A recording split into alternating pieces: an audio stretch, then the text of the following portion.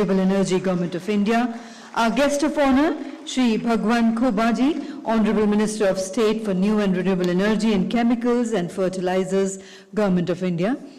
Joining the Honorable Ministers on stage is Shri Alok Kumar, Secretary Power, Shri Indu Shekhar Chaturvedi, Secretary MNRE, Shri Dinesh D. Jagdale, Joint Secretary MNRE, and Dr. Arunabha Ghosh, Founder and CEO CEEW.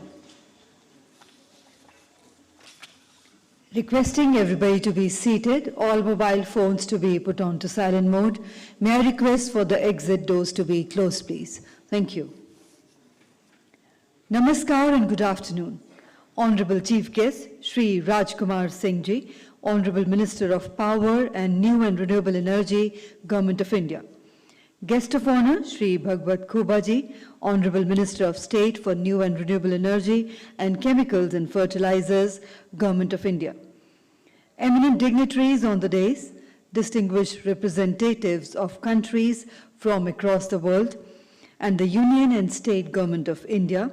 Our special guest today, Indian organizations that have submitted energy compacts to the United Nations, special invitees from industry, smart cities, and civil society, ladies and gentlemen.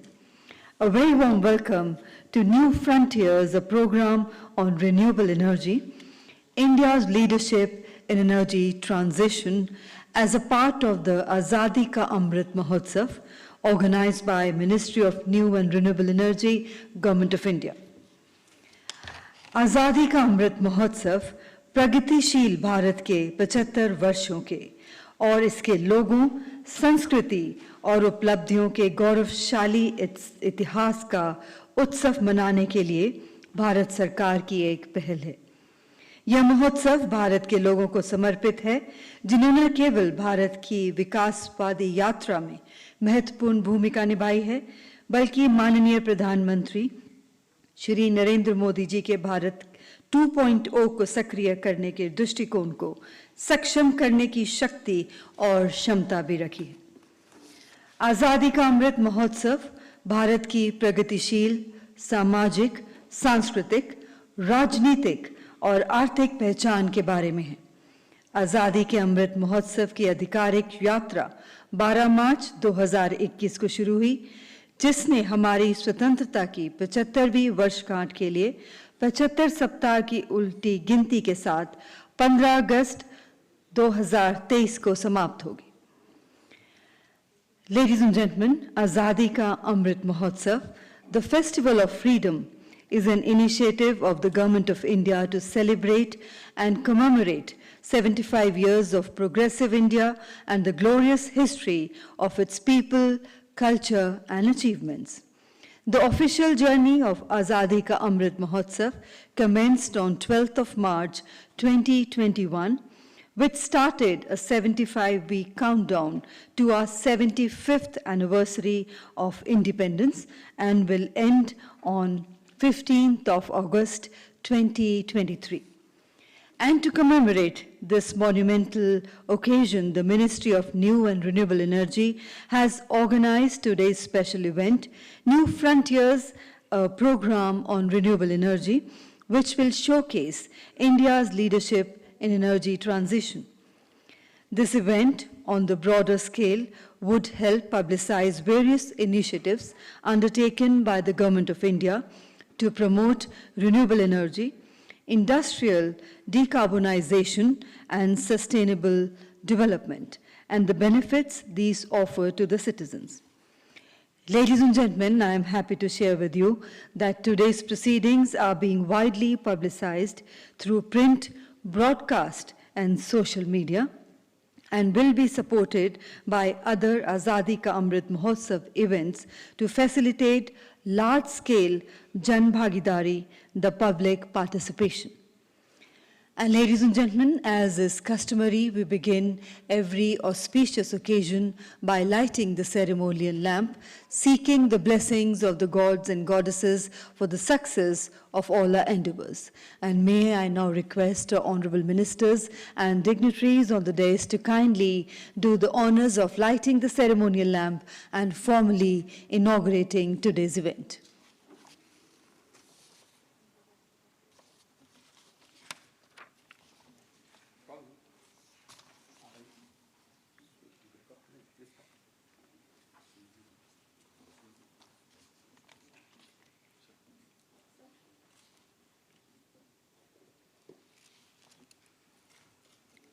Ladies and gentlemen,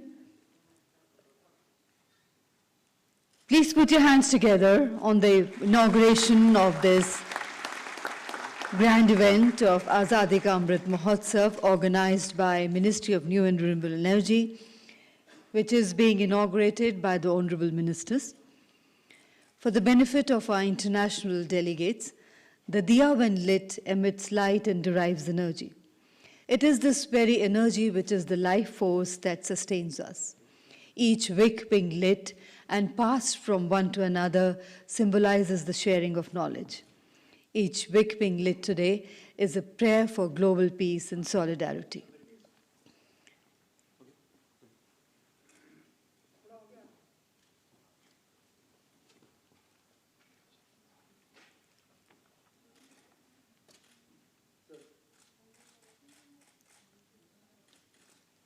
We thank the Honorable Ministers and dignitaries for doing the honors of lighting the ceremonial lamp and formally inaugurating today's event. And I now have the privilege in inviting Shri Indu Shekhar Chaturvedi ji, Secretary, Ministry of New and Renewable Energy, to kindly begin the proceedings with his welcome address and set the context for today's program. Ladies and gentlemen, please put your hands together to welcome him.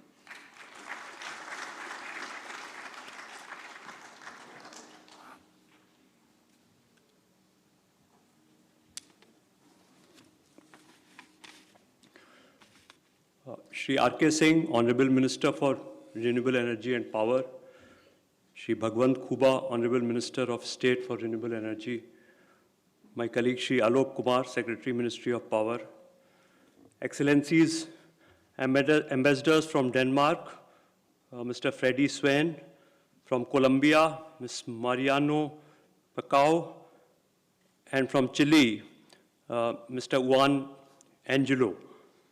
Distinguished participants, ladies and gentlemen. On behalf of the Ministry of New and Renewable Energy, I extend you a very warm welcome. And a special thank you to Honorable Minister Shri R.K. Singh and Honorable Minister Shri Bhagwant Khuba for their gracious presence amongst us. This event is being held as part of the Azadi Ka Amrit Mahotsav celebrations. As we celebrate the 75th year of our independence, there is much to be proud of. We have sterling achievements in several diverse areas. The area of renewable energy is clearly one of them. In recent years, the RE sector has seen several major achievements. Consider this.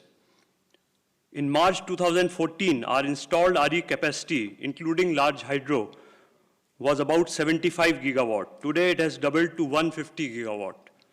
In March 2014, our solar installed capacity was just 2.6 gigawatt. Today, it has grown 20 times to over 50 gigawatt. Under the Paris Climate Agreement, we had pledged to achieve about 40% of our cumulative electric 40% electric power generation capacity from non-fossil fuels by 2030. We have achieved this about a decade in advance. Since 2014, India has witnessed the fastest rate of growth in renewable energy capacity addition among all major economies. In the last 6 years, our annual renewable energy capacity addition has been consistently exceeding the addition of coal-based capacities. In 2014, solar tariffs were around 7 rupees per unit and wind tariffs around rupees 3.5 per unit. Today, we have seen record tariffs of rupees 1.99 in solar and rupees 2.77 in wind. Today, India has a very strong private sector presence in the RE sector. This is largely a result of the facilitative policy regime which the government has put in place. We have put in place robust contractual frameworks and institutional mechanisms to drive down risks and thus reduce tariffs. We calibrate our policy and programs periodically to take care of the rapidly changing RE landscape. We are trying to improve the legal and regulatory frameworks governing RE. There is growing awareness among states and among our people about the need to fight climate change and promote RE. This bodes well for public policy going forward. This has indeed been a remarkable journey. However, our leadership in renewable energy is not only evident in our achievements, but it's also in our high ambition. The targets of 500 gigawatt of installed non-fossil based electricity generation capacity and net zero by 2070 have been announced by Honorable Prime Minister at COP26. We have ambitious plans in hydrogen technologies to particularly address the hard-to-abate sectors. We intend to tap our substantial offshore wind potential going forward. Building larger solar manufacturing capacities that would cater not only to domestic requirements, but also exports is already underway. With an aim to diversify and deepen the reach of renewables, we are in the process of developing a framework for decentralized renewable energy applications to support livelihoods. Policy measures have been initiated to facilitate increased adoption of RE in commercial and industrial sectors. To address the issue of variability, we have ambitious plans for storage capacities too. These are all challenging goals and targets, but our record so far makes us confident. Realizing our ambition will also require a clear identification of the headwinds that we are facing or are likely to face in the future. As the share of RE in the electricity mix increases, grid integration will become more complex. We will have to ensure enforcement of contracts and ease of doing business. We will also need to tap all possible sources of RE, solar, wind, biomass, offshore wind, and so on. And most importantly, we will need innovative ways of doing things. Our achievements in RE have been a result of collective efforts. All stakeholders have made important contributions in this regard: the central government, states, the private sector, and our public sector enterprises, for example.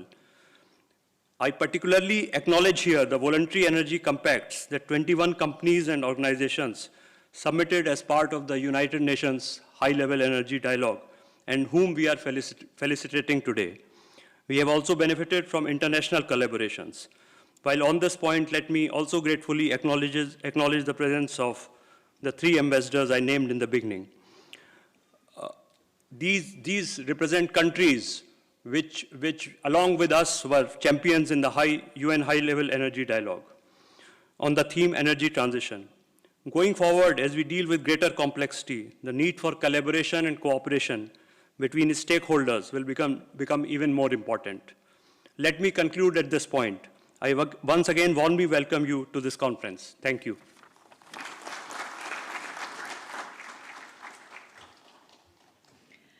Thank you very much indeed, sir, for setting the context for the day and for your words of encouragement. And now, ladies and gentlemen, for the special address, I have the privilege of inviting Shri Alok Kumar, Secretary, Ministry of Power, for the special address. Let's put our hands together to welcome.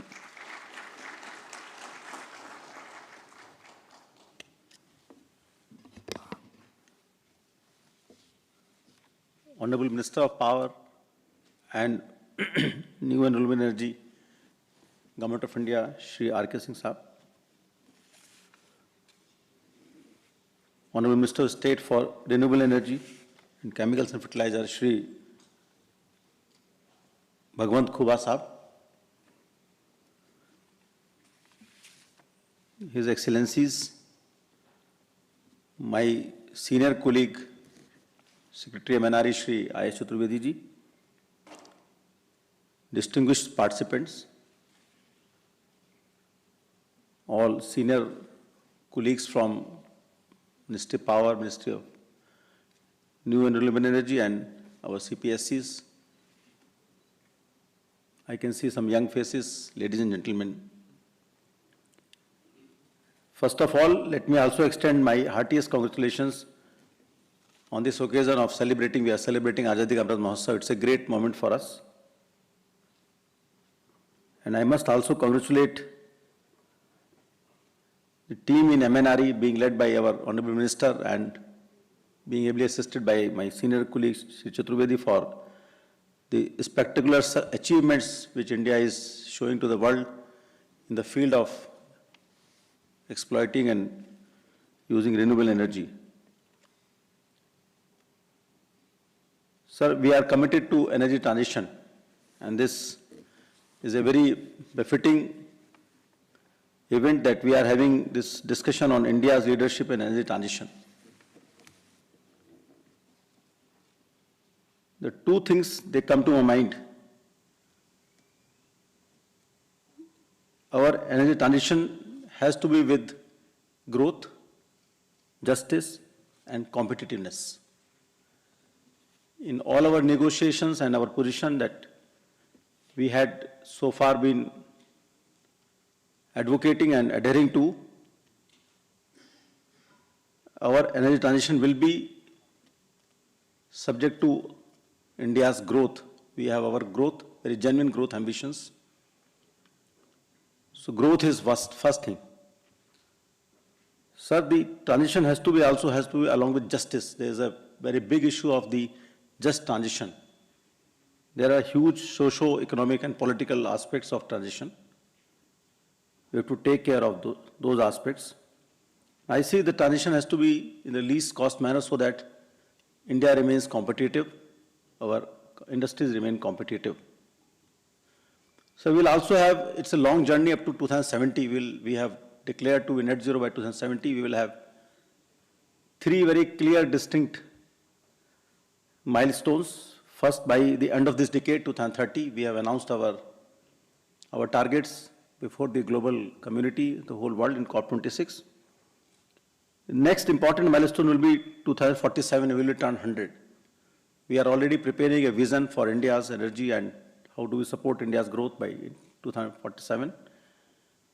And the last milestone which I can see standing here is 2070. So it's a long journey. We will have many, many years and many phases in our energy transition to address.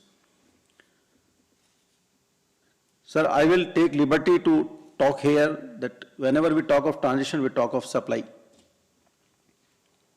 But let me begin with the demand.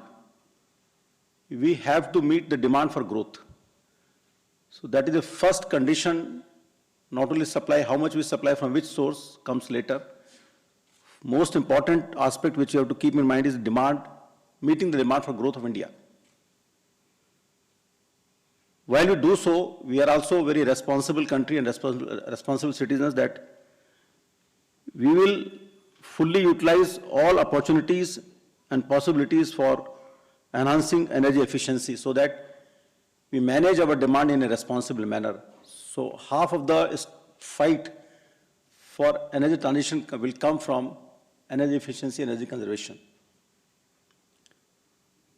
But sir, beyond that point, we have to see that we manage our transition, manage our demand in a way that it has the least cost implication. While we solarize, we have to manage the time shift, demand shift, whatever is the maximum possible, which India is doing through KUSUM. But finally, we have to also have economic signals for all the consumers through time of use tariff. So these are the very important aspects of our demand management, enough supply, enough energy for India's growth. Now I turn to supply. We have to supply clean energy, green energy, but in a manner which has least cost, not only the financial cost, but also the least socio-economic cost. We have to see that the transition happens in a just manner and we adequately take care of the jobs and livelihoods. Sir, I see there are 2 clear phases in India's energy transition. First phase, we can see, say, 2030 or 2035. In this phase, we will exploit the technologies which are already available with us, which are commercially viable, which are showing very good results. My colleague spoke about the reduction in tariffs and all. So these technology set is available with us. We will exploit them fully in the next 10 to 15 years. This is first phase of our transition. And outstanding of these technologies are, of course, the solar, wind. Let us not forget hydro and also biomass. Recently in our budget, our Honorable Finance Minister announced the co-firing of biomass pellets in all our coal-based plants. We have a very aggressive plan for ethanol blending, and we have also very ambitious program for bio-CNG and other biomass products. Sir, what it takes, there are two very important aspects for our supply strategy, supply policy. First is we have to increase the share of electricity in our energy basket. Today we are 18%. Successfully, many countries have touched around 40%. So India can also set a goal, and we are setting a goal that by 2030 we will be around 28% or 27%, and we should go up to 40%, so that we put the electricity is most amenable to different type of uses. So more we electrify, better it is to manage the energy transition. Second aspect which I would like to share with this August gathering is, let us not forget the potential and importance of the decentralized application of these technologies. Sir, we will continue to build gigawatt scale and hundreds of gigawatt of utility scale projects, but while we are working with a different, large set of stakeholders for preparing our vision for 2047, one very important, dominant view which is emerging is that India has to push more and more decentralized application of renewable energy, because it will create green jobs all across India, not only in few pockets. It will also reduce the investment on transmission, and that will bring down the costs of energy for our economy and for our citizens. Sir, related point is, when we talk of decentralized generation, like in Kusum, we are trying our best. The importance of utility reforms, it comes up very sharply, because all of the decentralized generation will require the wires being available to different generators and different users in a transparent manner at a very efficient wheeling costs. So the utility reform is the core of the energy transition in the first 20 years, which will enable us to do a large-scale application of decentralized energy generation. So utility reform is also important because many people are talking of now virtual PPAs. We had one presentation yesterday in the ministry. For facilitating that also we require utility reform, because ultimately utilities are very much integrated to the electricity markets. Two more points are in this first phase for supply side. Flexibility requirement, because solar and wind are intermittent. When we have lakhs of megawatt of this energy, we need to have storage. That is very rightly said by my senior colleague. But sir, there is one more cushion available before we spend more, while we spend our storage. There is a hidden potential of the flexible utilization of power plants in a state level, the coal-based plants. So that is the potential which is not yet exploited. They are still running at 70%. We are working very intensively with CA and NTPC that we have to push states to make their power plants, coal-based plants flexible enough so that they can absorb more of intermittent power while we push storage through battery storage and pumped storage. Of course, the green hydrogen is a very promising sector which we'll have fully exploit for hard to abate sectors. So lastly, I would like to touch upon what happens in the second phase of energy transition. So there are various projections available with us. They show even if India even if it exploits the full potential of renewable energy, it will not suffice beyond a point to meet all of India's energy requirements. So we'll have to start work just now on technologies which will meet India's need beyond 2045, 2050. By that time, we'll exploit fully the renewable energy potential. Two areas, they emerge very clearly. In the non-fossil is the nuclear energy, which we have to yet exploit. Our experts, our scientists are working for that. And second, sir, I firmly believe that fossil fuel will still continue to be with us even beyond 2050. And if we have to meet our energy transition milestones in 47, 2070, we have to work for clean coal technologies like carbon capture and utilization. So, sir, phase one, we exploit the technologies which are available with us right now in the next 15 years or so. But in these 15 years, we must work very hard for the technologies like large-scale nuclear generation. There are new technologies emerging, and also clean coal technology, so that India completes its energy transition beyond 2040 or so, going up to 2070. These were some of our thoughts. And I once again congratulate MNRE being led by Honorable Ministers and my senior colleague Mr. Chaturvedi. Thank you very much. Thank you. Thank you very much indeed, sir, for that special address. Ladies and gentlemen, at COP26 at Glasgow, India announced its target of 500 gigawatt of non-fossil fuel-based power capacity by 2030, up from almost 160 gigawatt today. India has the fourth largest installed renewable energy capacity in the world and has achieved its Paris Agreement NDC of 40% installed power capacity from non-fossil sources by 2030, 9 years ahead of schedule. India's ambitious energy commitments cover energy access, transition, efficiency, and security for its 1.3 billion citizens in parallel to protectively driving sustainable economic development and lifestyles. These efforts to unite the trinity of jobs, growth, and sustainability are presented in our feature video, Citizen-Centric Energy Transition, the India Story. Ladies and gentlemen, presenting before you the small video, Citizen-Centric Energy Transition, the India Story.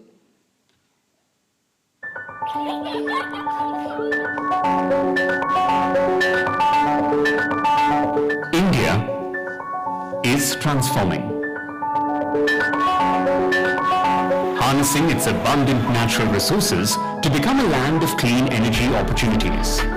India's mission to ensure quality energy access for its 1.3 billion citizens, its quest for sustainable energy, its drive to enhance energy security, and its commitment to energy equity and justice has made it a global champion for energy transition. India is creating an electrified economy powered by clean energy. Its success in connecting nearly all urban and rural households to electricity, as well as its renewable energy rollout, is revolutionary in scale. In 2021, it has almost achieved its Paris Agreement commitment. Its solar parks and wind farms are powering homes, offices, and factories. And its bioenergy sector has already exceeded its 2022 target. Already an international hub for wind equipment manufacturing, India is now offering production-linked incentives to entrepreneurs to capitalize on the global solar market. In rural India, distributed renewable energy systems are creating jobs and empowering communities with productive use applications, while solar irrigation pumps are reducing diesel use, saving water, and increasing farmers' incomes through power sale.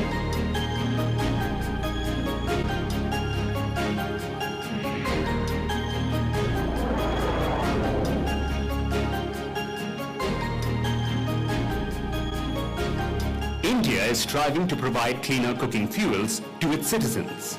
Since 2016, it has provided free LPG connections to over 80 million economically weaker consumers, and now this benefit will reach another 10 million households.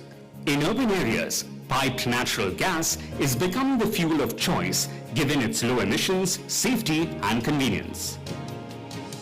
On the move to decarbonize its transport sector, India is increasing the share of electric mobility, especially 2- and 3-wheelers, cars, and light commercial vehicles. It is aiming for increased ethanol blending in petrol by 2025 and is promoting compressed biogas as a green transport fuel. One of the world's largest passenger and freight carriers, the Indian Railways, is on track for 100% electrification of its network. For India's 400 million urban residents, smart cities promise a better quality of life via smart solutions such as climate-resilient infrastructure, green buildings, efficient cooling, and circular economies that use and reuse resources. India's double leapfrog of clean energy access and transition is supported by its drive for energy efficiency. India has replaced over 1 billion of incandescent and CFL lights with LED in homes, businesses, and on the streets. Power companies are upgrading to millions of smart meters. while energy-efficient appliances are reducing power consumption and lowering emissions. The Perform Achieve Trade PAT cycles, enhancing energy efficiency of industrial sectors, are moving India closer to its Paris Agreement target of reducing its emissions intensity by 2030.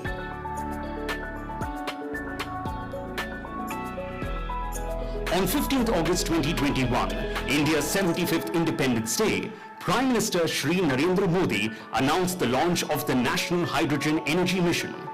Green hydrogen made from renewables is a zero-emission fuel for transport and energy-intensive, hard-to-abate sectors such as fertilizers, petrochemicals, and iron and steel. Taking its energy and climate leadership to the global arena, India co-founded the International Solar Alliance in 2015.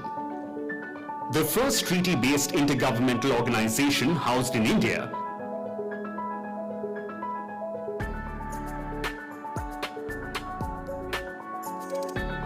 leading by example, India today is on track to meet its Paris Agreement commitments.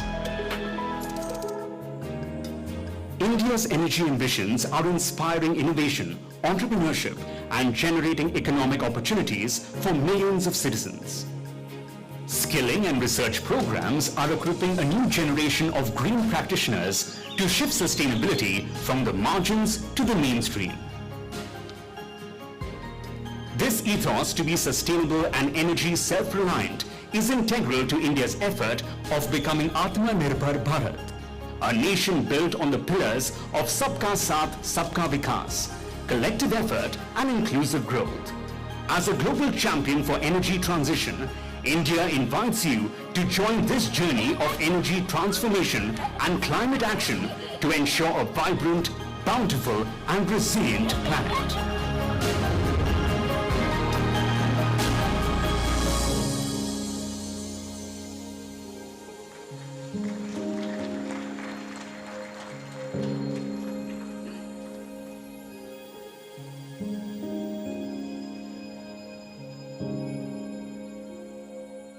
Thank you very much indeed. And ladies and gentlemen, I now have the privilege in inviting our guest of honor, Shri Bhagwant Khobaji, the Honorable Minister of State for New and Renewable Energy and Chemicals and Fertilizers, to kindly share a few words with the august house present here today. Please put your hands together to welcome our guest of honor.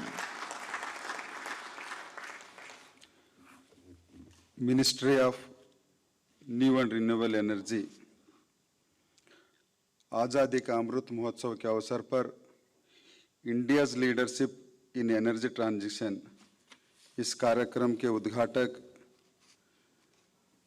और मेरे बड़े मंत्री Shri R K. Singh ji, मंच पर उपस्थित IS. Chaturvedi ji, Alok Kumar ji, Arunav Ghosh जी, दिनेश जगदाले जी और इस कार्यक्रम में उपस्थित सभी मान्यवर और पत्रकारिता मित्रों, पिछले 7.5 साल से भारत को एक ऐसी नेतृत्व मिली, एक दूरदृष्टित्व, समर्थवान और देश के सभी क्षेत्र में सभी नागरिकों को प्रेरणा देना और दिशा देने वाले, ऊर्जा भरने वाले देश के प्रधानमंत्री, हम सब के चाहते नेता नरेंद्र भाई मोदी जी के कारण देश के सभी क्षेत्रों में देश बहुत ही शानदार प्रगति भी कर रही है और खास करके रिन्यूएबल एनर्जी के अंदर जितना नरेंद्र मोदी जी विश्व के लिए जो एम्बिशियस टारगेट हमने सेट किया था, उस दिशा के अंदर माननीय मंत्री आर.के. सिंह जी के दिशा निर्देशन के अंदर भारत समय से पहला हम लोग एम्बिशियस टारगेट को हम अचीव कर पा रहे हैं। तो हम वो लोग हैं, भारत के लोग पर्यावरण को पूजा करने वाले भी है और हम बचाने वाले भी है। इसके लिए माननीय प्रधानमंत्री जी COP26 के अंदर जो पंचामृत के रूप में जो प्रस्तुत किया था यूएनओ के सामने, 500 गीगावाट ऑफ नॉन फॉसिल बाय 2030 और 50% requirement from RE by 2030, net zero by 2030, decarbonization 1 million ton by 2030 और carbon intensity emission reduce by 45% by 2030।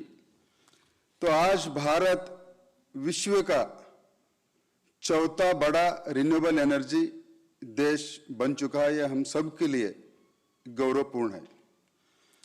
तो भारत 2022 तक 158 गीगावाट रिन्यूएबल एनर्जी हम लोग 9 साल से पहले भारत ने हमने प्राप्त कर लिया है।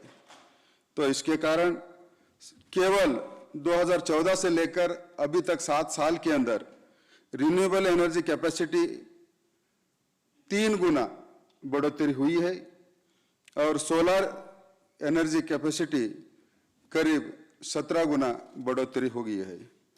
भारत के अंदर इतना पोटेंशियल है कि करीब 1500 गीगावाट ऑफ रिन्यूएबल एनर्जी का अपने पास उसका पोटेंशियल है। तो हम लोग आज तक अभी करना 2030 तक का जो बची हुई, तो सोलार के अंदर करीब 171 गीगावाट अभी अपने को करने के लिए अवसर मिलेगा। विंड के लिए 88 गीगावाट की अवसर मिलेगी और स्मॉल हाइड्रो के अंदर 16 गीगावाट के अवसर अपने को मिलेगी। हमने देखा होगा पिछले साल की बजट के अंदर जो हाइड्रोजन मिशन के हमने घोषणा की है कि भारत हाइड्रोजन एनर्जी उत्पादन करे और अपना देश के लिए जो आपूर्ति करके फिर हम लोग एक्सपोर्ट भी करें। ये हमारा भारत के लिए बहुत ही एक अवसर हमारे सबको मिला हुआ है। तो आज भारत के अंदर इंटीग्रेटेड सोलर मॉडल्स बनाने के लिए भारत सरकार कदम उठाया है और भारत सरकार आज के दिन में केवल 2 गीगावाट की सेल और 11 गीगावाट की मॉडल कैपेसिटी आज के दिन में है।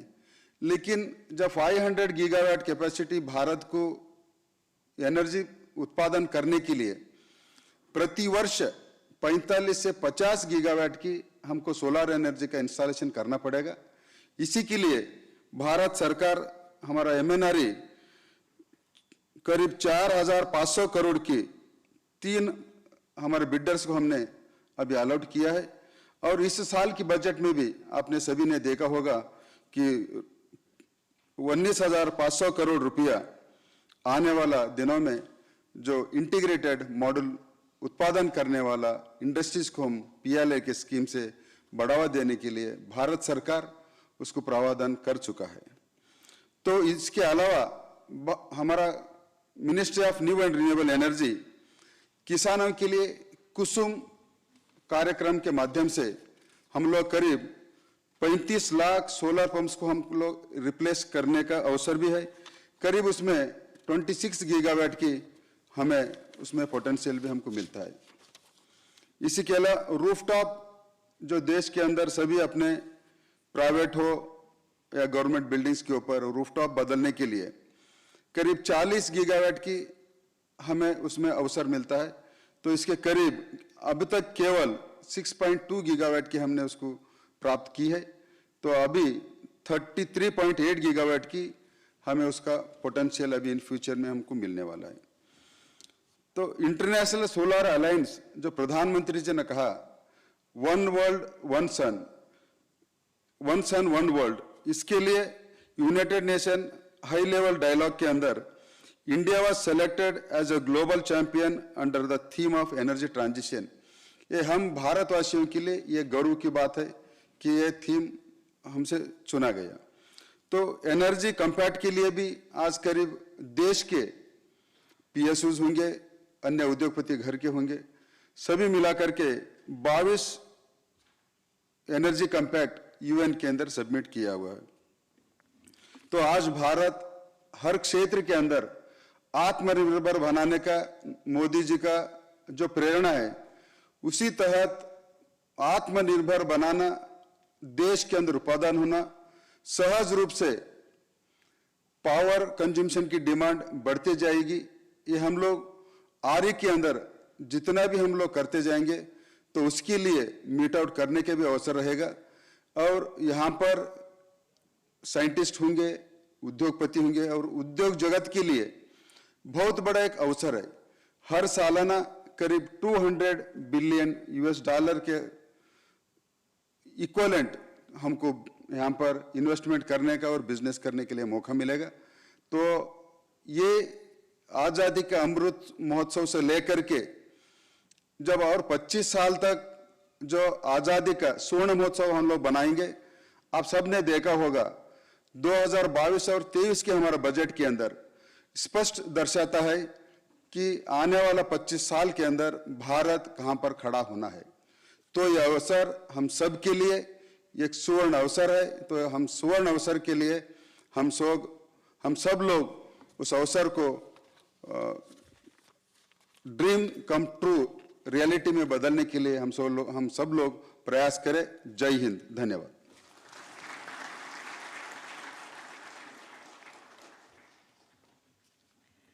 उपस्थित सभा को संबोधित करने के लिए माननीय मंत्री जी का हार्दिक धन्यवाद। And now, ladies and gentlemen, may I invite Dr. Arunabha Ghosh, Founder, CEO, Council on Energy, Environment and Water, CEW, to kindly moderate this special conversation of the Honorable Minister for Power and New and Renewable Energy, Shri Rajkumar Singh Ji, on India's priorities and initiatives for clean energy access, transition and efficiency. Over to you, sir. Thank you. Namaskar. Honorable Minister R.K. Singh Ji, Honorable Minister of State, Shri Bhagwant Khopa Ji, Secretary MNRE, Shri Indushekar Chaturvedi Ji, Secretary PA, Shri Alok Kumar Ji, Joint Secretary MNRE, Shri Jagdale Ji, ladies and gentlemen, as CEO of CEW and as the knowledge partner for this event, this is my esteemed honor and privilege to be moderating this discussion. Honorable Minister, I want to start straight with the origins of the energy transition. Even before renewables, energy transition starts with energy access. And we have seen in recent years through the programs of the Deen Dayal Gram Jyoti Yojana and the Saubhagya Yojana, how hundreds of millions of citizens of India have got access to electricity. But once you get access to electricity, the demand for that energy source also keeps rising. So my first question to you, Honorable Minister, is this. How is now Government of India thinking about delivering 24/7 power for all in a sector where the demand for that energy source will also keep rising exponentially? You know what our government has done from 2014 onwards, 2015 onwards, has actually brought about a quantum change in the field of power and electricity. I mean, total radical change.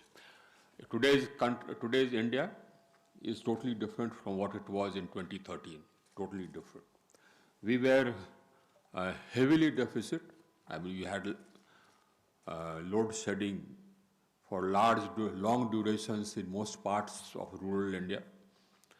In urban India also, you had load shedding here and there. In the past 7 years, we've added about 162,000 megawatts of generation capacity. Our total capacity today is 395,000 megawatts. Our highest peak demand, which we have reached today, is near about 200,000 megawatts. So our established capacity is more than sufficient to meet the requirements of availability of power for 24/7 supply. The availability of power by itself is not sufficient. I mean, you need to be able to deliver it to homes. That means you have to strengthen your transmission systems. We've done that. We've strengthened our transmission systems by adding almost about 161,000 circuit kilometers from 2015 onwards. And we are still adding. Now, the inter-regional power transfer capacity has gone up to 112,000 megawatts. Earlier, India was a collection of regional grids with some interconnections in between. That was the construct. That construct has changed. Now India is a national grid. The mindset is also changing. You see, when you bring about a systemic change, the mindset also changes. So the mindset is changing to adapt to the new reality, which is a national grid. And we are trying to make sure that every state load dispatch center imbibes this, internalizes this fact that this is a national grid. Then there was another hurdle, that was the weak distribution systems. Now we spent about 2,000 crores, 2,20,000 crores in strengthening the distribution systems in the past 4.5, 5 years since I've been here. And we constructed about more than 2,800 new substations. We upgraded about 3,800 odd substations. We constructed almost about 2,25,000 circuit kilometers of HT lines and almost about 5.5 lakh circuit kilometers of LT lines. We separated feeders, for agriculture feeders, of about 1,22,000 circuit kilometers. We provided 6,85,000 transformers. So we, to our mind, did away with most of the kinks in the distribution chain. As a result of that, the availability of power has gone up in the urban areas to an average of 23 hours and in the rural areas to an average of 22 hours. That's the national. Now, that last mile, Arnaba, that question which you asked, going from 22 hours in the rural areas to 24 hours and 23 hours in the urban areas to 24 hours. That last mile is what remains. Now, why do we have this gap? This gap is because of two reasons. One, in the distribution system, there may still be kinks for which we have brought a new scheme, the revamped distribution sector scheme for about 3 lakh crores, so that whatever remaining kinks are there in the distribution system, they are ironed out. And the second is the viability of the DISCOMs, the availability of funds with the DISCOMs to buy power. Now, utility reform is something which is of primary importance if we want to do energy transition. Without that, energy transition will not be successful. We have been trying to bring about utility reform in a number of ways. Now, earlier what used to happen was that the tariff would not be fixed on time. If the tariff were fixed, it would not be reflective of costs. And that was the first part. Truing up will not happen. So the net result was a gap between the average cost of supply and the average revenue realized. We brought that down by pushing and pushing and pushing. Why this is happening is because there is some fallacy in this. The regulator is supposed to be independent. Actually, he is not independent. He is appointed by the state which he serves. So the chief minister gets to decide who the regulator will be. So the regulator listens to the chief minister. Now it's in the political interest of the chief minister that the tariffs do not go up, even if the price of coal goes up, even if the railway freight goes up, etc., etc. So that's where the problem is. The Act of 2003 has this lacuna. That Act was supposed to put in place an independent regulator. That has not happened actually. So there is that thing which we have to correct.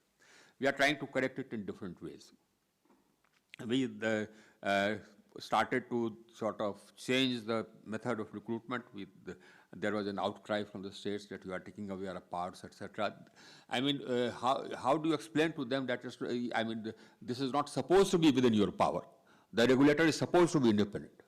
The true fact is that he has to be independent for the system to work. But nonetheless, that is a challenge. The second part, of course, is the states announce subsidy, they don't give the money. So they say that I will give, power to agriculture at 90 paise per unit. I had the energy minister from one state. So I just asked him, what's the rate at which you are giving power to agriculture? It's 90 paise per unit. What's the cost of delivery of power? The cost of supply? It's about 6 rupees per unit. So the 5 rupees 90 paise is the subsidy. 5 rupees 10 paise is the subsidy. And that subsidy is not given. A certain, some amount of money is given, that's it. So these are the problems. And unless we sort this out, our sector will not become viable. They will not have the money to buy power as much as they need. That is one. And they will not be able to maintain the system. So that is a challenge which is there before us as we stand here today. But that is a challenge which we are determined to fix. We are fixing it in different ways. For example, all this was being funded in 2 or 3 ways. One way was that they would not pay the generators. So there, we are saying that now, if you don't pay the generators, the light will switch off. So we are putting in place systems for the light switching off if the payment is outstanding for more than a certain period of time. Let's say for more than 2.5 months from the date of supply, which is 2.5 months is a long time. After that, the light will switch off. Once that happens, then that gets the politicians worried. I'm a politician, so I can tell you. When load shedding starts, then that bites. Now, we put in place an LC system, a letter of credit system. Now, the LC had to be invoked. It had to be invoked by the generators. But I found that none of the generators had the courage to actually go and invoke it. They didn't want to, they didn't want bad blood between the distribution company and themselves. And I keep telling them that if you don't stand up for yourself, nobody else will. But that is one of the, coming back to the point, that is one of the ways they used to finance that. So I'm cutting that. The other way they used to finance this gap was through getting loans from PFC and REC. So we have changed the prudential norms.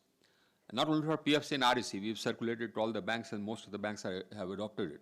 And that is that if you are making losses, you'll not be able to get any loans unless you work out a methodology for reducing those losses and get your state government's approval on that. And then file this before us, and we find that it is okay, state government's commitment is there, then you'll be able to access the fund. So there are different ways of tackling this problem, but this is the last mile.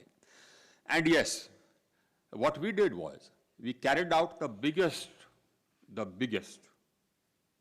expansion of access in the history of the world. There has never been in the history of the world an expansion of access which connected 28.3 million homes in about 18, 19 months. We did that. We connected all the villages, all hamlets, and we connected each and every home. And we got certificates from the state that they have connected every willing household. Of course, households have to be willing. Now, some households were not willing. I'll tell you why they were not willing. Because they were hooking. And there was theft of electricity. So they felt that if they are getting it free, why should they get a connection? So there, we started putting in aerial bunched cables so that it's difficult to hook. And then more and more people said that, okay, we want connections. So now we have, almost universal access for all those houses which existed when we launched that program, because houses will keep getting constructed every year. Now, every new construction, they'll have to take their own connections. But all those houses which existed at the time when we launched the program, we've connected. Largest expansion of access. So we've actually changed the face of the power sector. And not only that, as you've heard a number of times, we are a leader in energy transition, bar none, bar none. Our rate of growth of renewable energy capacity is the highest in the world. We are the most attractive destination for investment in renewables in the world. I don't say so, Bloomberg says so. And we aim to continue to be that. I mean, we have enhanced our ambitions. The Prime Minister has enhanced our ambitions for us. So we have new ambitions, but we shall achieve it. I have no doubt about it. So now, sorry for this answer, but that context had to be given. Yeah. So that is that small 1 hour, 2 hours gap, 24/7. But it's my ambition to close it. And in order to be able to close it, I have done one more thing. You see, the poor people can't afford to pay for 30 days consumption at one go. And I have connected, the hundreds and thousands of poor homes. You ask them to pay the bill for consumption of 30 days in one day? No, he can't do it. He buys food for a week at a time, let's say. So we are going to make the system prepaid, so that he can pay for his consumption 5 days at a time, 4 days at a time, 6 days at a time, whenever he has money. But when he runs out of money, he will not get disconnected, because disconnection has a legal connotation. If you get disconnected, then to get reconnected, you have to again deposit security, etc., run around. So I didn't want that. So I said, go prepaid. So when he has money again, he will recharge. If he has money for 2 days, he will recharge for 2 days, the light will come on. For universal access, that is necessary. And that also I am pushing. So the energy landscape is changing. Energy landscape is changing. And it will continue changing more and more. Yes, sir. Thank you, Honorable Minister. In school, you can give a Pressy answer or an essay. You have outlined for us the essay of how we are going to comprehensively get there. You see, Thank you so much.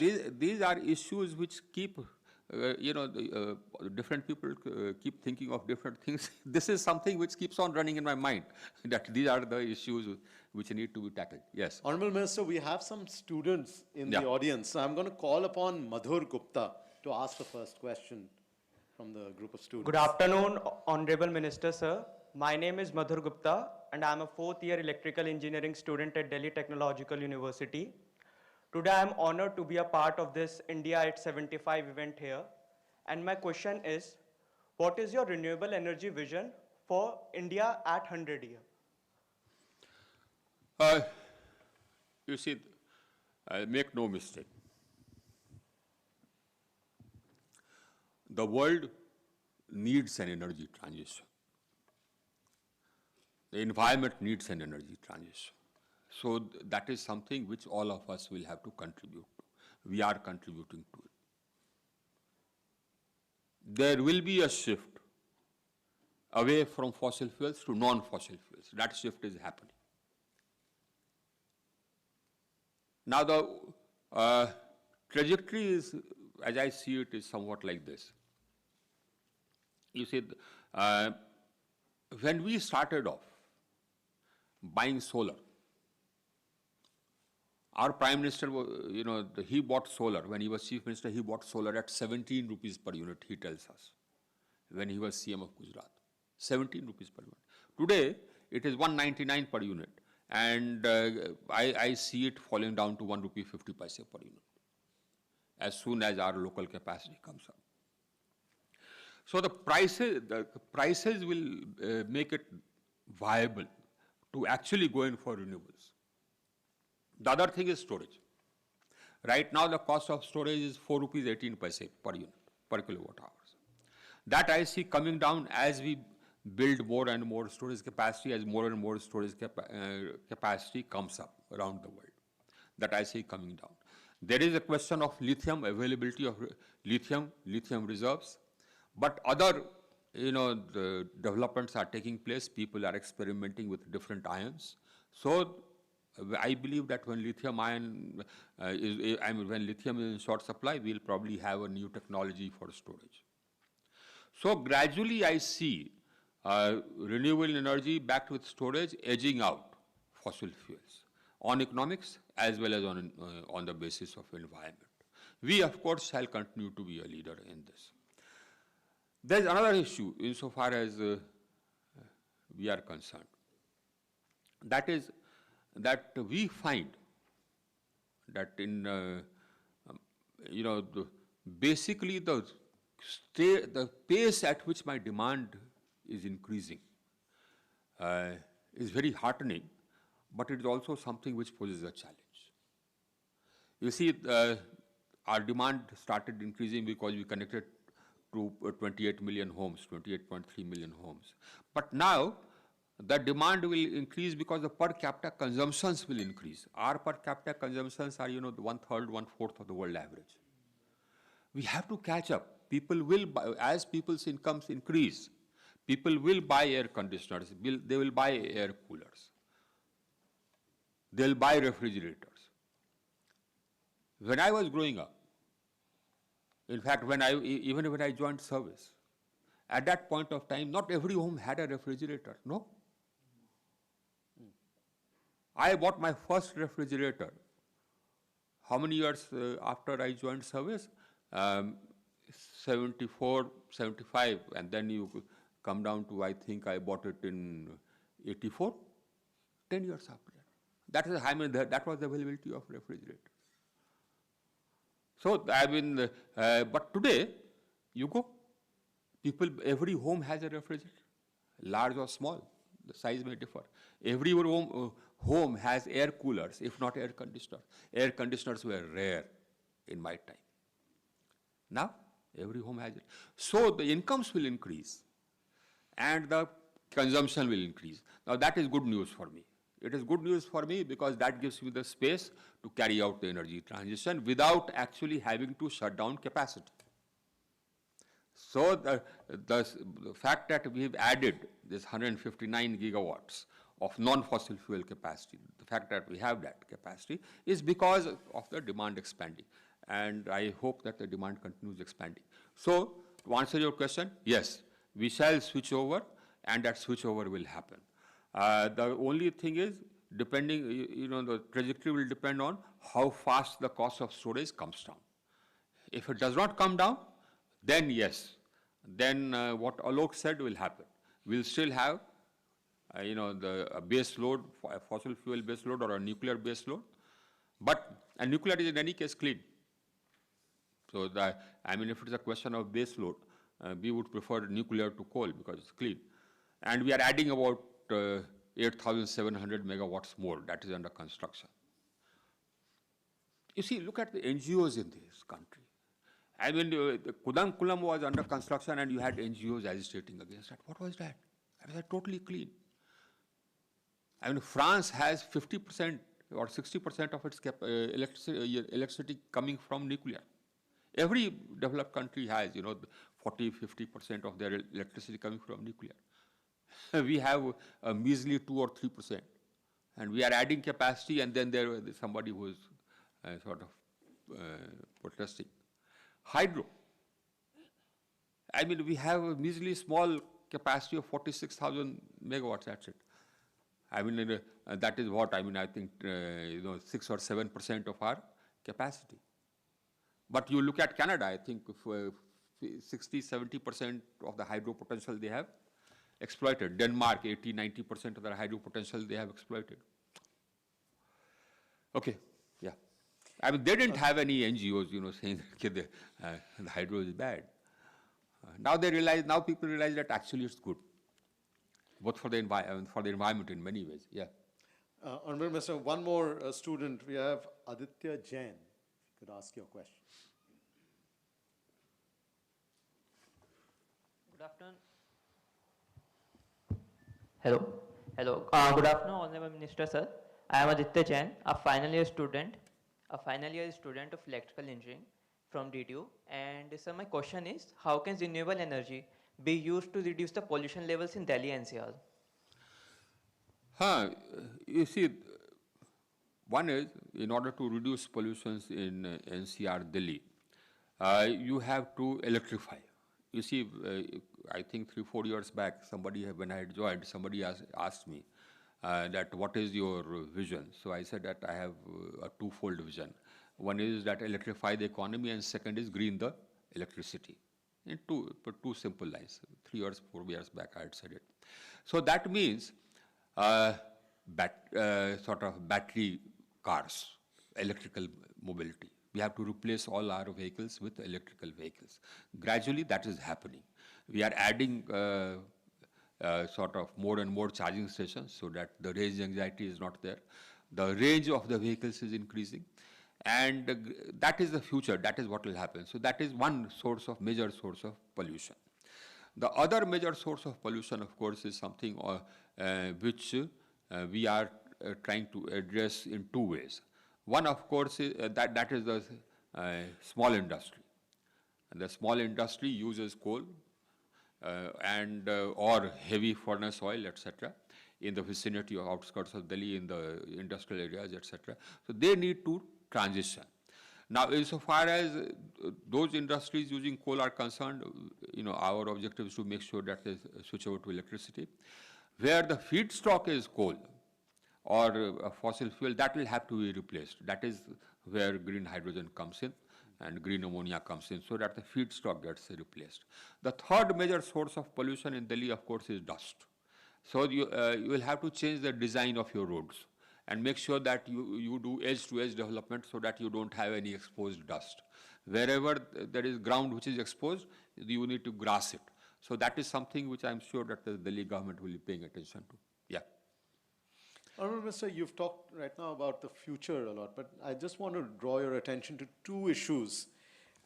One is that even in this massive rollout of solar power that we've had, historically we've been importing a lot of the modules. So could you reflect a little bit on Absolutely. how are we going Absolutely. to reduce the import? That is again something which had been occupying me. So I had been writing to the finance ministry for the past couple of years that they should put up a tariff barrier. So the tariff barrier is going to come up. And it's a high tariff barrier, so 40%. The second is, along with that, we came out with a production-linked incentive scheme. Now, in the first round, we got about 4,500 crores. And in that, we have finalized capacity of 8,780 megawatts. Now we have another 19,500 crores.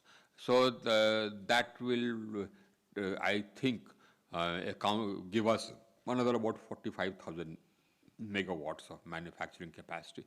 So we'll have huge manufacturing capacity. We are going to set hurdles. We want the latest. So we are saying that the minimum efficiency of the capacity which you set up will have to be 22%. And in fact, I'm thinking of making it 23% because now you have technologies which give you 24%, 25%. In fact, today I had a meeting yesterday, I had a conversation with my counterpart, Australian counterpart. We had a meeting, joint working group.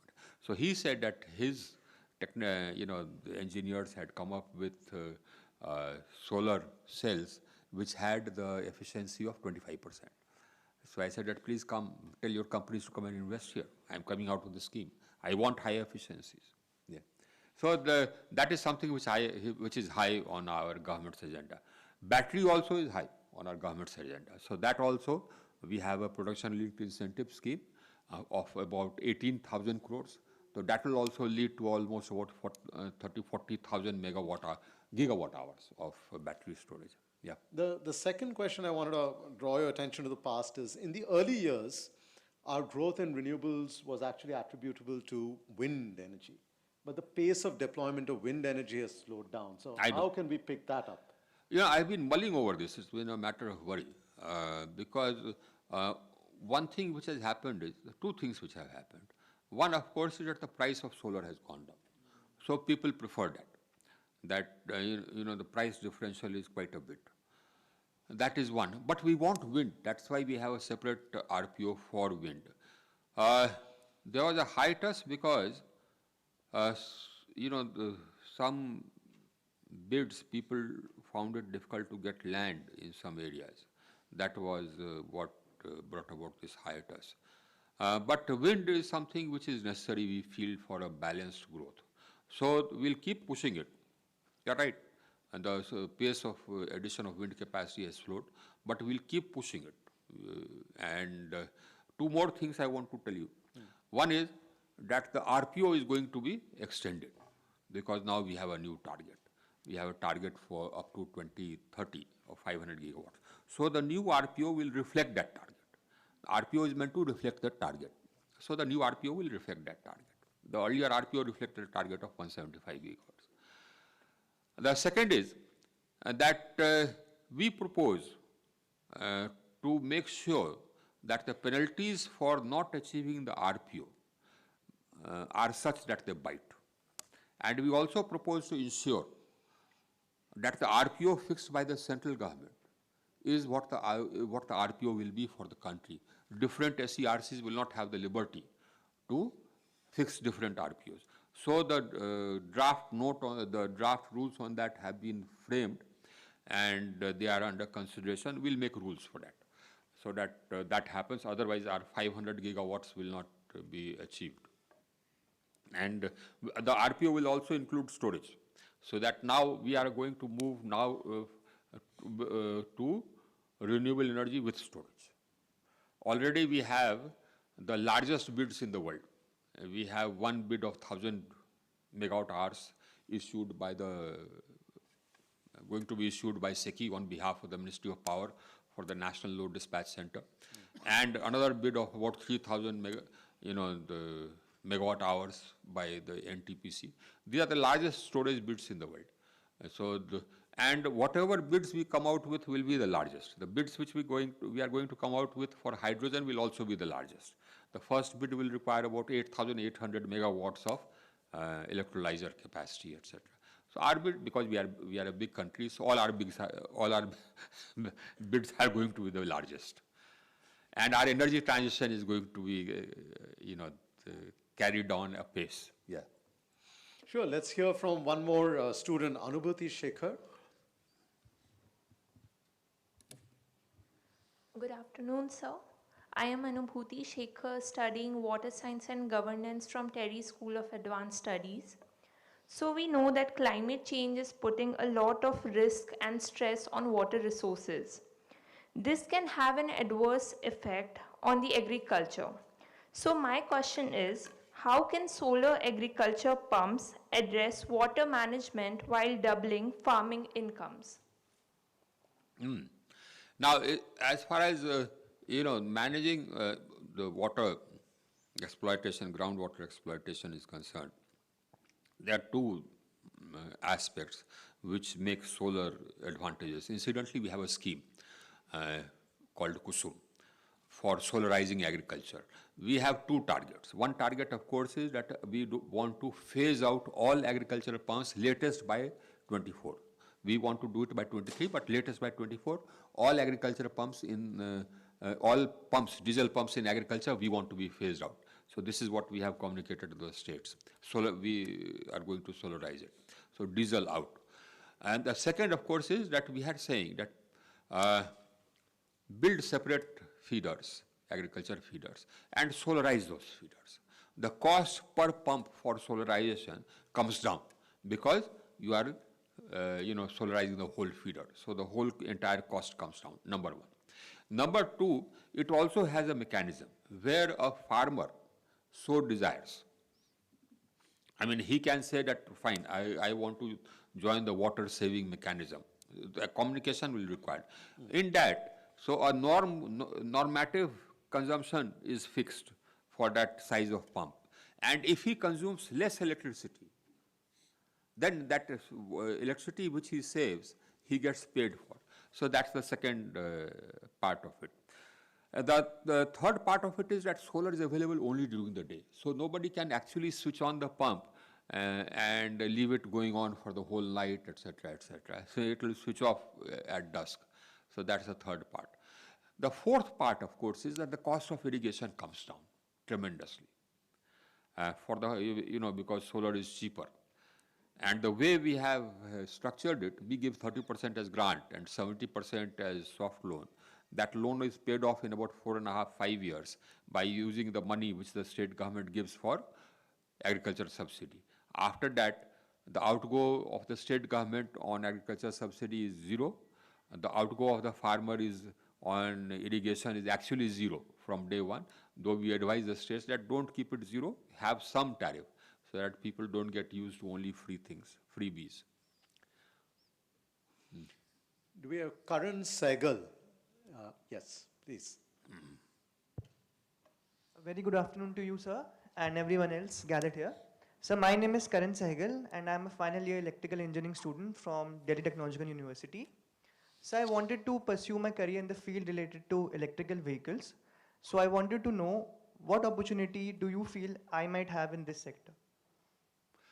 The sector is developing, and it's increasing.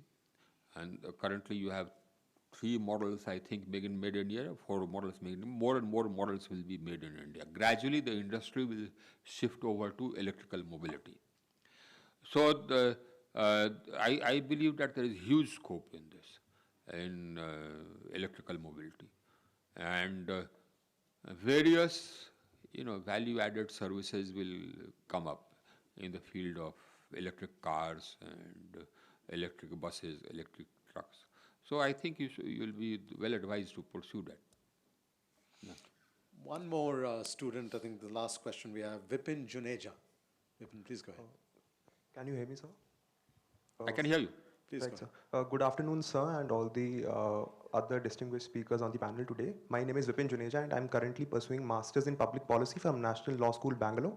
Sir, my question for you is that given that India is looking for billions of dollars as investments in the renewable sector, renewable energy sector today, what steps does the government propose to take to retain and further build confidence of investors in this regard, sir? Thank you for giving me this opportunity, sir. You see, we are getting FDI. In fact, in 2018, we got about $10.2 billion. Thereafter, 19 and 20, we had this, 20 onwards, we had this COVID issue. So last year, we got $6.2 billion.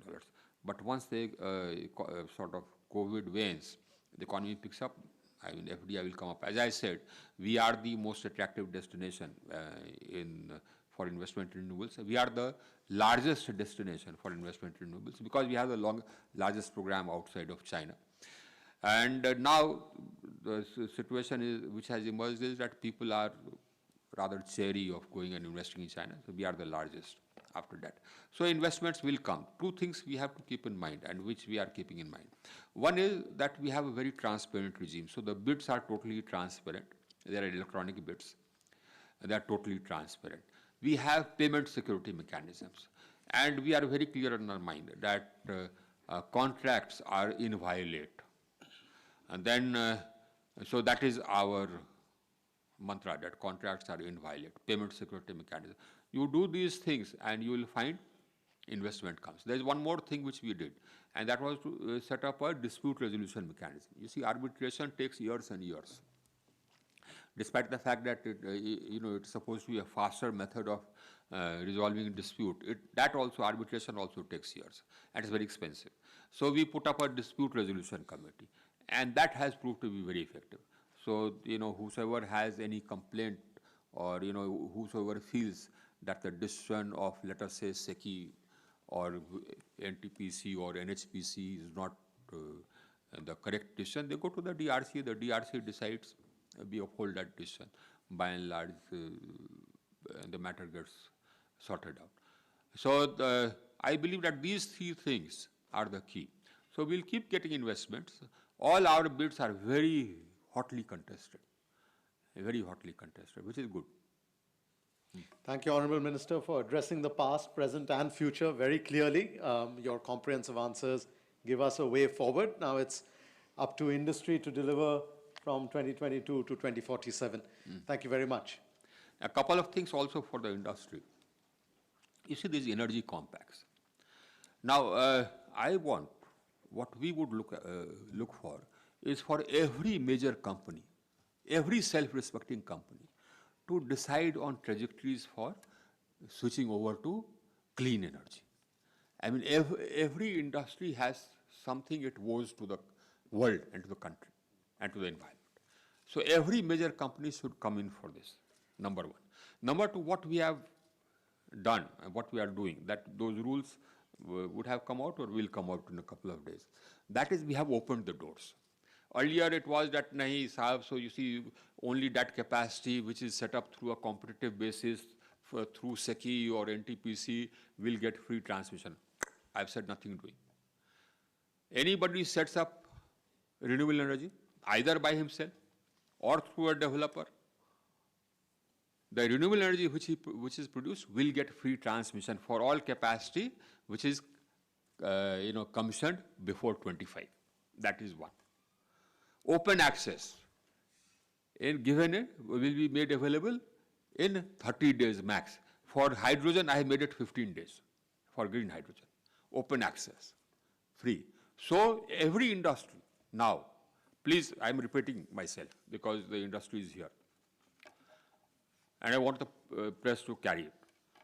Every industry can set up their own renewable energy generating capacity wherever they want, in whatever manner they want. Set up solar in Rajasthan, lease land, and we will give you free transmission up to your plant and open access. The cost, your cost of power will suddenly come down to half or 1/3 of what it is. And we shall advance a step further in our energy transition. The same thing we are doing for green hydrogen. For green hydrogen, I am also providing for storage. For banking, 30 days. I'll see whether I'll provide banking for, open access for industry. That is something which I am mulling over on my mind, but I'll think about it. So examine it a look. But for green hydrogen, we are providing banking for 30 days. 15 days, you apply for open access, you'll get it in 15 days. Set up capacity anywhere. Yeah. Thank you very much indeed, sir. Thank you for your interactions with the August House present today. And we also thank Dr. Ghosh for wonderfully moderating it. Ladies and gentlemen, in January 2021, India was selected as a global champion for energy transition for the United Nations High-Level Dialogue on Energy, HLDE, the first such global dialogue on energy after 1981. As part of the dialogue, the Government of India, several smart cities, and public and private sector corporates have submitted voluntary energy compacts, ECs, on energy access, transitions, and efficiency. These outline specific actions and timelines to drive progress towards achieving Sustainable Development Goal, SDG 7, and net zero targets.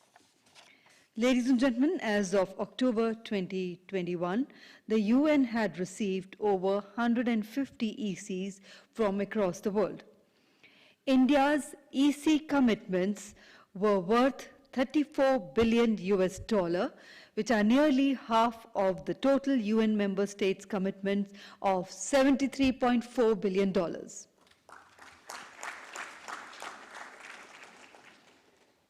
And ladies and gentlemen, we have for your second feature video of today's program a compilation of comments from the leadership of Indian organizations that have submitted energy compacts on what motivated them to undertake this pioneering initiative and set a new global benchmark for sustainable development and how they see this journey unfolding.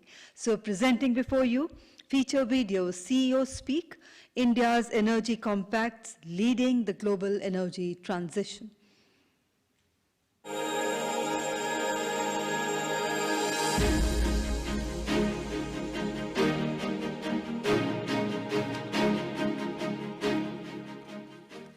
India has played the role of global champion on the theme energy transition in the United Nations High-Level Dialogue on Energy.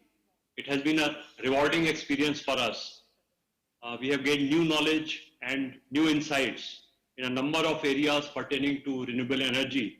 If I quote here the UNFCCC Executive Secretary, energy is at the heart of climate change emergency and it must be at the heart of its solution.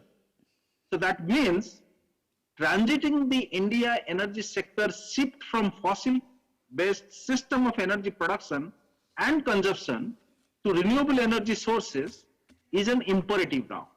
Our energy compact is the product of our commitment to green development and is aligned with the national climate commitments.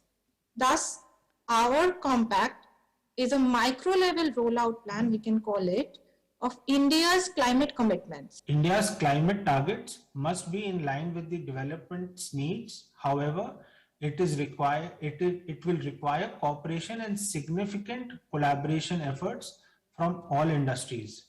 Our EC has direct contribution to India's climate commitments. We are taking commitment to double our energy productivity, increase share of green energy, reduce carbon emissions, and deliver carbon neutral concrete by 2050. We aim at increasing the share of green power in our electric energy mix, which will result in reducing our carbon footprint and ultimately contribute for fulfilling India's climate commitments. It is pertinent to mention that NTPC declared its energy compact goals at UN and became the first energy company in the world to do so. We were the first to do sustainability linked bond, which meant that we will cut across the borders and go across to the global lenders, which we eventually subscribed, and therefore the commitment now besets itself in the global context. I am driving this initiative to decarbonize and build a climate resilient network, which will also be lower on emissions. And this is very much aligned to the energy concept and the India's climate commitments, which are made by various different industries to really make sure India contributes to making this a greener planet. All stakeholders, namely Surat Municipal Corporation, DISCOMs, RTO, GPCBs and others are working in a well-coordinated manner to meet the targets set by the Surat city. Therefore, obviously, such committed efforts will shoulder to meet the target set nationally. We would like to take this as a people's movement and reach out to the people and make awareness about that.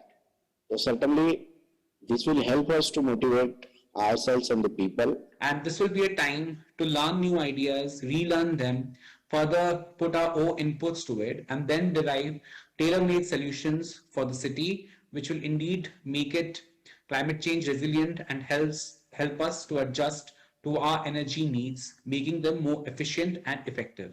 As head of this important state-level agency, I can say that it is important to set an example for all our partners and stakeholders. This brings a seriousness and professionalism to timely achieving our commitments. In past 1 year, we have been able to add a record solar power generation capacity of over 3,000 megawatt in the state. Rajasthan is now the #1 state in the country for solar energy capacity. And as on 31st January, we have crossed the 10 gigawatt benchmark in solar capacity installation. This presents good opportunities to investors, both domestic and foreign. These opportunities will also cover new areas like hydrogen and offshore wind, where we are likely to see new initiatives. And so I think it is absolutely incumbent upon all of us as corporate leaders and as members of our countries and our civil society to do our absolute very best that we can to make sure that we decarbonize our own operations. And in doing so, our effort is that we can also be an example of the fact that we can actually work on looking at our scope 1, scope 2 and scope 3 carbon emissions and bring them down to levels which are neutral or net zero. As an automobile manufacturer, have a large supplier and dealer base. So we'll utilize our learnings from our collaboration to speed up achieving our goal of zero CO2. And also, we're supporting our supplier and partners and other companies to be part of India's journey towards carbon neutrality. One of the steps we have is on responsible procurement, where we do procure with suppliers who are also ESG compliant, who are also energy compliant, and they are also adopting these missions to make greener equipment, and they are, as a corporation, also aligning to this agenda of climate supporting initiatives. So all in all, there is a tremendous scope for today to have an energy transition which goes from fossil fuel, saves cost to the exchequer, and also develops and spruces up the rural economy, because the biofuel sector and also in the industrial use, when you make briquettes, pellets and use biomass for industrial applications, you're actually giving a fillip to the quality of life and standard of living of the rural community, and that development is most essential to India's growth in the new world order. economically also and socially also. Because one person cannot be energy sensitive while the other is energy resilient, because the total pool of energy is for everybody, and hence solutions have to come from grassroots level. We have started this effort from Rourkela, and we believe that together we can and we will make a difference in saving this world from the impacts of climate change. I must encourage other cities to do this, because Smart City Mission is an initiative of inclusive development of Indian cities to global standards in a sustainable manner. So through the submitted ECs, we understand our responsibility for the nation, and we have proposed to take definitive measures to lead our industry towards net zero economy much before 2070 target. And we should also act as a beacon and as an example for other corporates to follow suit and also come up with similar targets and goals, which ultimately is very critical for all of us to leave behind for our future generations and for our children and their children a cleaner, greener, and more sustainable planet. I think that is the absolute responsibility that all of us have.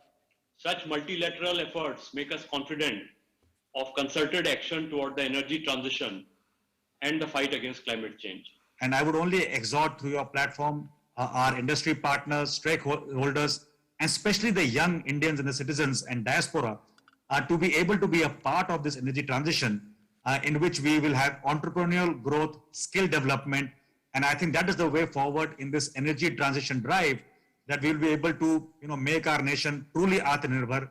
Borrowing from Robert Frost, we have miles to go before we sleep. Thank you.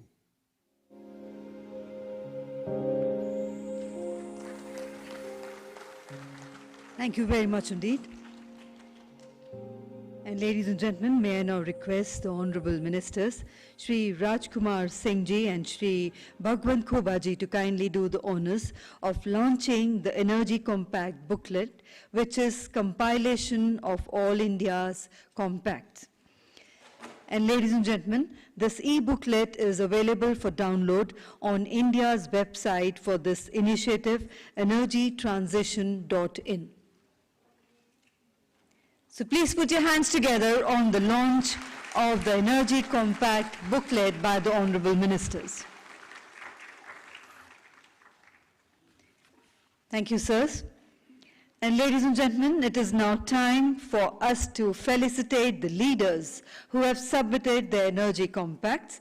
And I once again request the Honorable Ministers, Shri Rajkumar Singh and Shri Bhagwant Khoba Ji, to do the honors by presenting a certificate of appreciation to each organization for the initiative and to wish them the best for their endeavors. May I invite from Indian Railways, Mr. Manish Gupta. Let's put our hands together for them.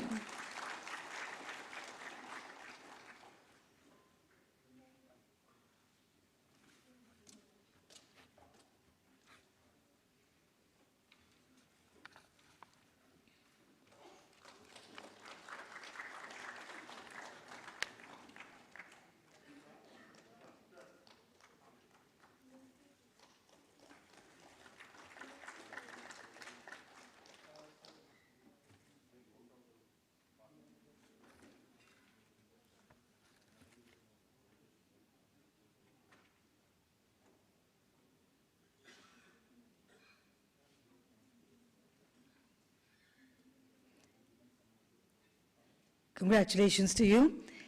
Moving on from NTPC Limited, I would like to invite Mr. Gurdeep Singh, Chairman and Managing Director.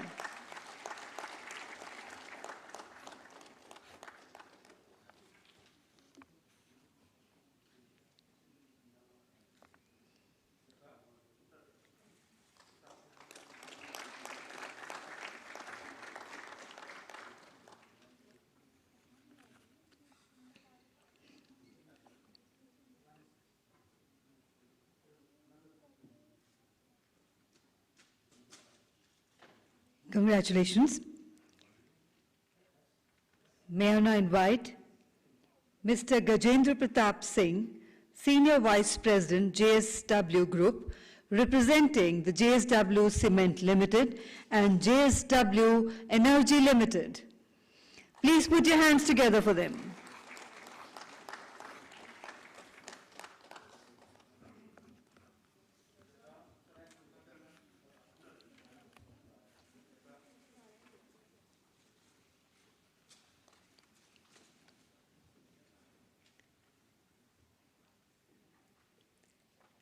So they have two certificates for JSW Cement and JSW Energy. One for JSW Cement and one for JSW Energy, sir.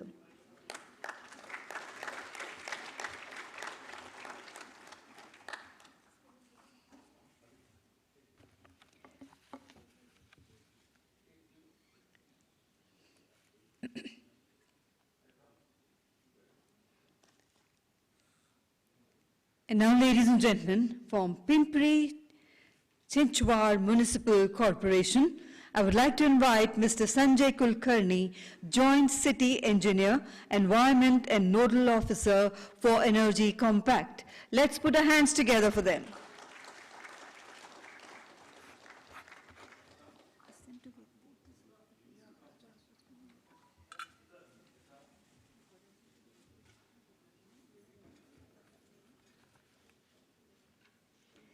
Now from Rourkela Smart City Limited, may I invite the CEO, Dr. Shubhankar Mohapatra, IAS.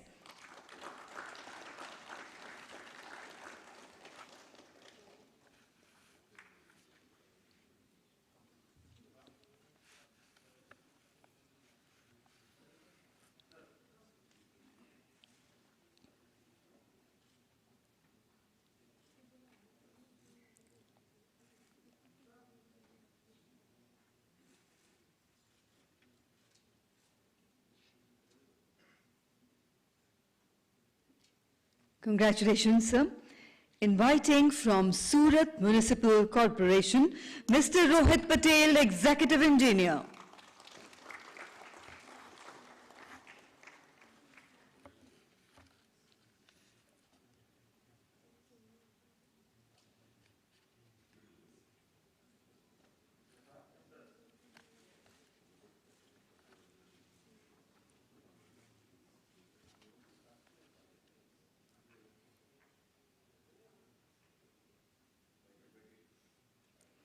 From Adani Transmission Limited, may I invite Mr. Samir Ganju, Associate Vice President.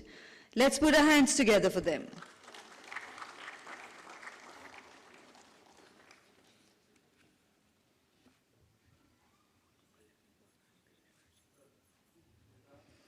And he's also collecting for Adani Green Energy.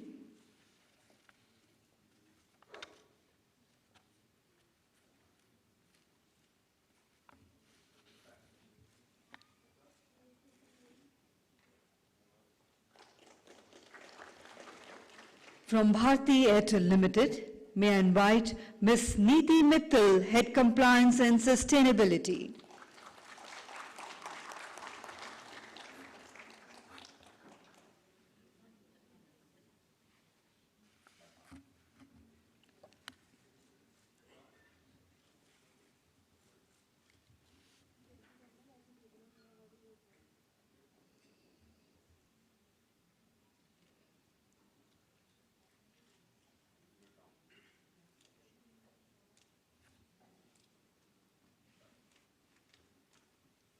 May I now invite Mr. S.K. Tiwari, Director Technical, Heidelberg Cement Limited, India Limited, and Zuari Cement Limited. Let's put our hands together for them.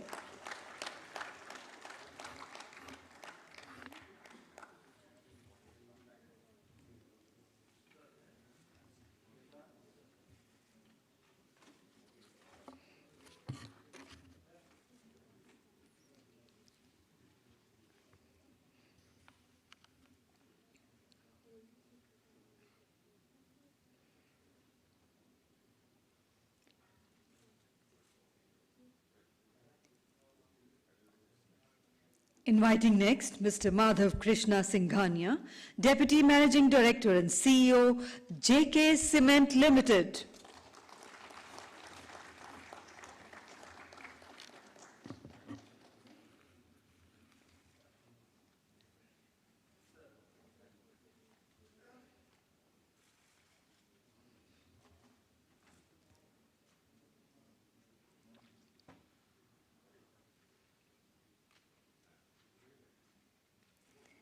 And may I now invite Colonel Rohit Dev, retired Chief Operating Officer from Punjab Renewable Energy Systems Private Limited.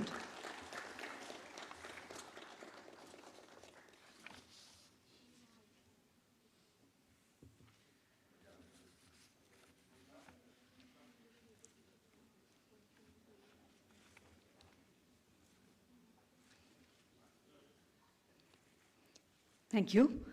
Moving on, I would like to invite Mr. Sumant Sinha, Founder, Chairman and Managing Director, Renewable Power Private Limited.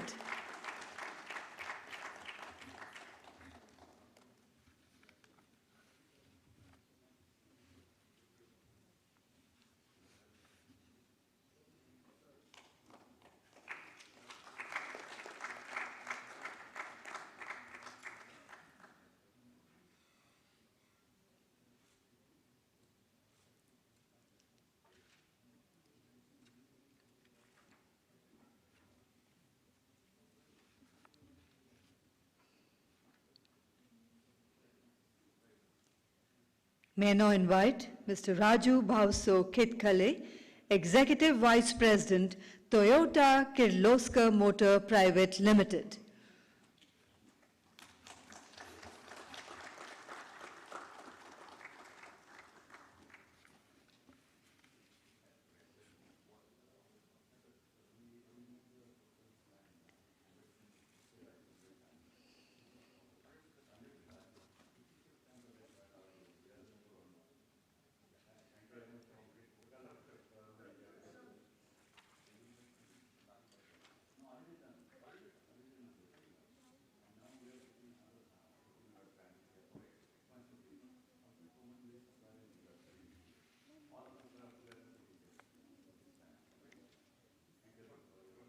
And may I now invite Mr. Shailendra Gupta, Chief Operating Officer, North Cluster, Ultratech Cement Limited.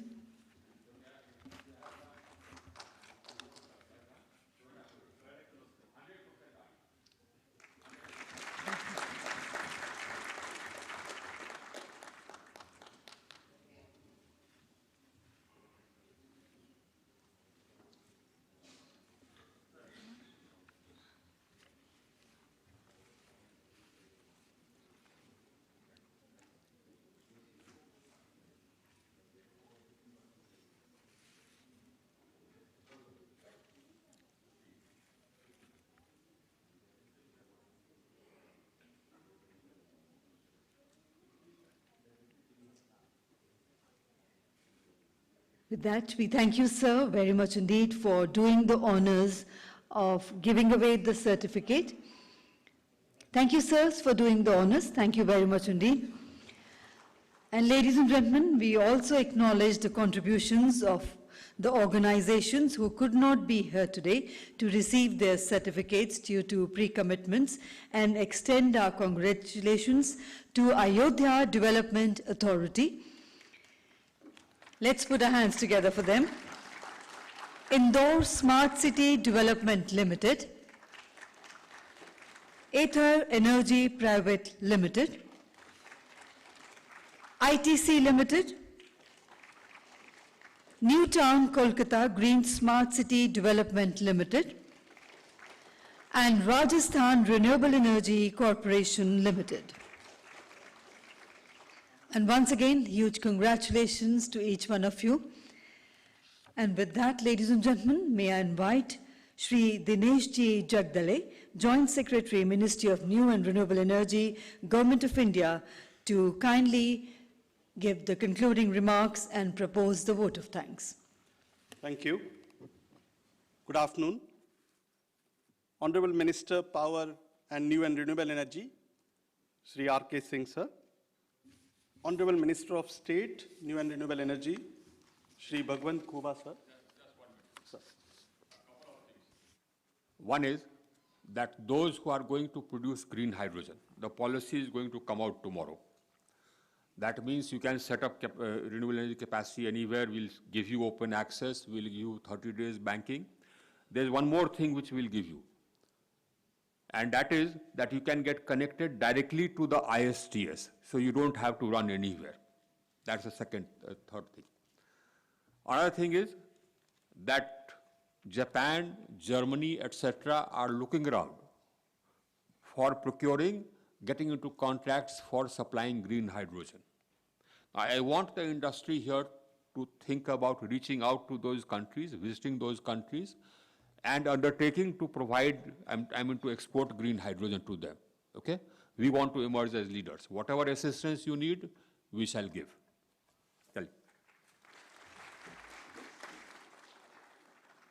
Thank you, sir. I continue. Sri Indu Shekhar Chaturvedi, Secretary MNRE, Sri Alok Kumar, Secretary Power, Your Excellencies, the ambassadors of Chile, Colombia, and Denmark, representatives of embassies from Germany, Niger, Romania, and Trinidad and Tobago, distinguished representatives of the industry, dear students, my colleagues from the government, and everyone joining here as well as listening to us in virtual mode. Ladies and gentlemen, I would like to thank you all for being a part of the Ministry of New and Renewable Energy celebrations under the Azadi Ka Amrit Mahotsav. I would like to thank Honorable Minister, Power and New and Renewable Energy, Sri R.K. Singh, for gracing this event, sir, and sharing your valuable insights on a variety of subjects during the live conversation. I would like to thank the Honorable Minister of State, New and Renewable Energy, for joining us and sharing your vision for India's leadership in energy transition. I would like to thank Secretary MNRE for the welcome address and setting the context for today's event. I would like to thank Secretary Ministry of Power for being a part of today's celebrations and guiding us on the path towards energy transition. I would like to express my sincere gratitude to Your Excellencies, the ambassadors of co-champion countries and representatives from the embassies of other partner countries, and accepting our invitation and joining our celebrations of India at 75. Honorable Minister, sir, when we did this high-level energy compacts, when we did the high-level energy compact stakeholder consultations, the ministry took several nationally and internationally advocacy efforts to promote the energy transition theme and held several stakeholder consultations in the build-up to the dialogue. The 22 energy compacts submitted by our PSUs, corporates, and smart cities are a result of these efforts and, of course, the efforts of these entities. The energy compacts that have been submitted today, that have been submitted to the high-level dialogue itself will contribute to an additional capacity, sir, of 150 to 175 gigawatt of renewable energy. Representatives of PSUs, corporates, and smart cities which have submitted energy compacts to the UN, it was a great pleasure to have you and meet you here. I'm sure your efforts will inspire others to concretize their commitments in the form of energy compacts and submit them to the UN, adding to India's already remarkable contribution to the SDG 7 agenda. The ministry will soon hold further consultations to facilitate the development and submission of new energy compacts. Honorable Minister, sir, the key highlight of today's event was your conversation with the students who are the flag bearers of the sustainable future we are endeavoring for. Our citizen-centric policies and the programs will always support these young minds in building the future they truly deserve.